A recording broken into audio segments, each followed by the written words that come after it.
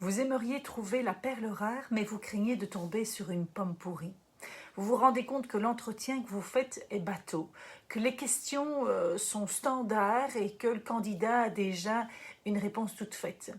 Vous ne savez pas quelles questions poser pour être sûr qu'il vous dit la vérité. Et pour finir, les réponses que vous avez reçues se sont révélées fausses une fois la situation réelle. Est-ce que ça vous parle? La plupart du temps, l'entretien que vous faites est basé sur des questions orientées, des questions hypothétiques, des questions fermées, voire des questions de confirmation. Pourquoi?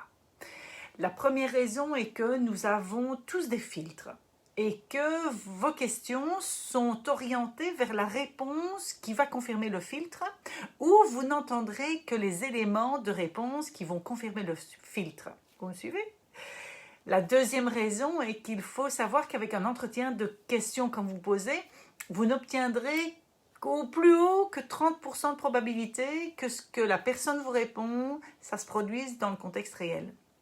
Je ne dis pas que la personne vous ment, mais elle a envie d'avoir le job, elle a envie de se montrer sous son meilleur jour, et il peut arriver qu'elle théorise ce qu'elle vous répond, car elle ne sait pas comment elle ferait finalement en situation réelle. Je vous donne un exemple. C'est une question qu'une de mes clientes posait régulièrement. Comment prenez-vous les remarques que l'on vous fait?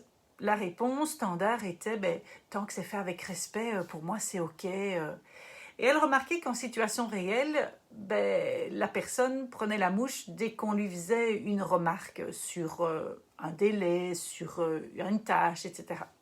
Et donc, utiliser la méthode STAR fait grimper jusqu'à 70% la probabilité que ce que la personne vous dit, ça se passera en situation réelle. À l'heure actuelle, où un mauvais recrutement coûte au moins 20 000 euros, surtout en coût indirect, ça vaut la peine de maîtriser le processus et d'oser l'expérimenter dans vos entretiens.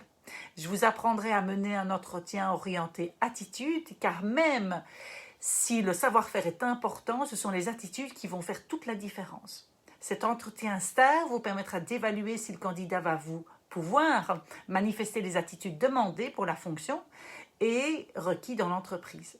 Inscrivez-vous à la prochaine session organisée par la CCILB. À bientôt.